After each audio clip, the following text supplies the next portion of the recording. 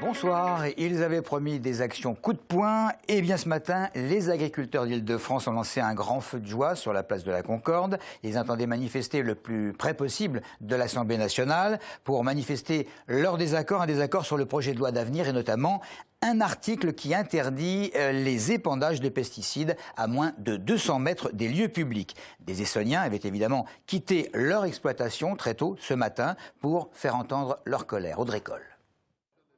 Fabien est agriculteur céréalier à Chauffour-les-Étrechy. Pour lui, l'interdiction de traitement à moins de 200 mètres des lieux publics, c'est la goutte d'eau. Son travail en Essonne, il le fait toujours dans les règles et en parfait accord avec la population. Il est d'ailleurs maire de son village et invite tous ses administrés à venir le voir directement sur son exploitation. Je leur explique ma manière de travailler, les produits que j'utilise, dans quel cadre je les utilise et comment cela fonctionne. Et étonnamment, autour de chez moi, je n'ai aucun problème avec mon voisinage, bien au contraire, les gens supportent les agriculteurs. Cette manifestation nationale à l'appel de la FNSEA et des jeunes agriculteurs vise à stopper la multiplication des normes. Aujourd'hui, le projet de loi d'avenir risque encore de pénaliser la compétitivité de l'agriculture française. Les agriculteurs ont réclamé une uniformisation européenne. La même salade produite, une en Espagne, une en France, n'arrive pas au même prix à Rungis et ne se retrouve pas donc au même prix sur le marché de Versailles par exemple. La salade qui est produite en France arrive au double du prix que celle qui est produite en Espagne. Ça, c'est profondément intolérable. Donc en fait, on peut très bien légiférer, puisque la loi d'avenir est une loi franco-française, mais il faut arrêter de légiférer et essayer d'harmoniser toutes les normes européennes pour les producteurs. Les agriculteurs voient à travers cette loi une nouvelle contrainte dans leur travail. Le projet de loi d'avenir reviendrait à retirer 13 millions d'hectares de terre qui ne pourraient plus être cultivés. S'ils ne sont pas entendus, les agriculteurs organiseront de nouvelles actions. Politique, ambiance houleuse à l'extrême droite. On sait qu'il y a des frictions entre les pros Marine Le Pen et les pros Jean-Marie du même nom. À droite, il y a les affaires de Grossois l'UMP. Et à gauche, le Parti socialiste est en rupture affective avec son électorat, ce qui est très dur à remonter. C'est une petite phrase signée Malek Bouti, le député socialiste essonien, déclarant même qu'imaginer une victoire de la gauche à la prochaine présidentielle était pour l'instant plus qu'optimiste. Fin de citation. 4200 salariés d'ici décembre devront être installés dans le nouveau siège de Carrefour France à Massy, un siège qui a été inauguré hier. Le leader européen de la grande distribution dispose d'un bâtiment de 80 000 mètres carrés. Jusqu'à présent, le personnel se partageait entre les Ulysses et Évry-Courcouronnes et il fallait évidemment recentrer toutes les énergies. Image signée Camille Rollo. On passe aux assises d'Évry. Le 11 mai 2011, une femme, Michel, était retrouvée morte à son domicile d'Évry. Son corps, présentant des signes de putréfaction, était caché dans son congélateur en panne. Peu de temps après, son colocataire, Gérald, est arrêté. Il est accusé de l'avoir assassiné. Dans un premier temps, il nie les faits avant de tout avouer, puis de se rétracter. Son procès débutait ce matin aux assises, donc d'Évry. Maxime Lemaine était présent.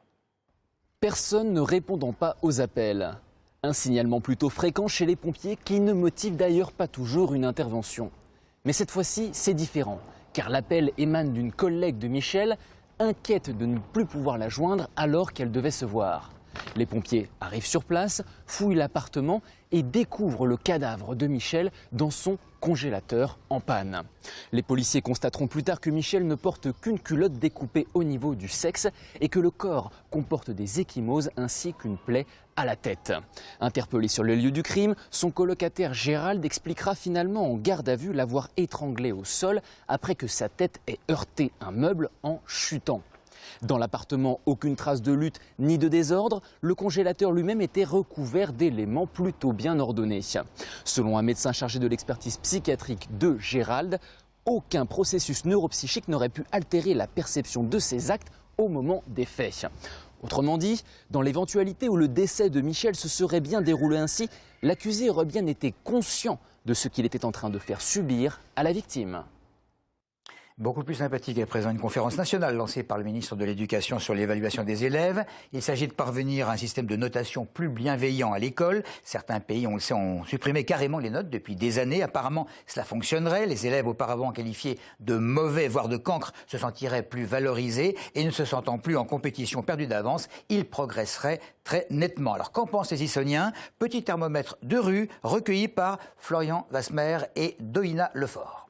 Je trouve que c'est une bonne idée parce que comme ça on peut aussi évaluer le travail des enfants et ce que valent les enfants autrement que par des notes académiques. On peut aussi les considérer par rapport à leur comportement, par rapport à leur savoir-être, par rapport à plein de choses. Voilà. Moi je pense pas que les notes soient faites pour dégrader l'élève.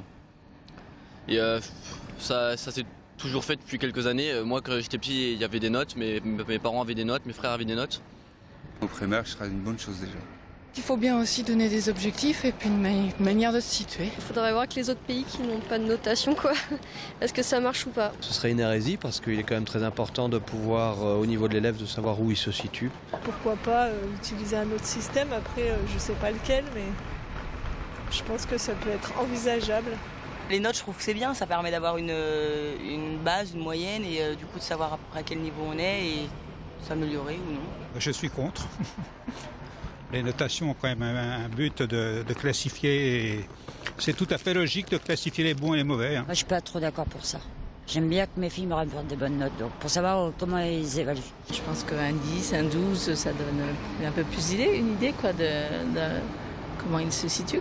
C'est un moyen de savoir si on est bon ou pas. Ça permet de favoriser ceux qui ne se sentent pas dans le système scolaire, oui, pourquoi pas. Aujourd'hui, ce qu'on voudrait, c'est que tout le monde soit au même niveau. En gros, on ne veut pas qu'il y ait des gens qui sachent et des gens qui ne sachent pas. Ça ne me paraît pas une bonne idée. Alors on essaye de trouver des choses un peu adaptées, ou je ne sais pas comment on veut dire ça, pour pas que les enfants qui soient mal notés soient, comment dirais-je, mal vus par ceux qui sont bien notés. Mais la vie, c'est pas ça. Hein.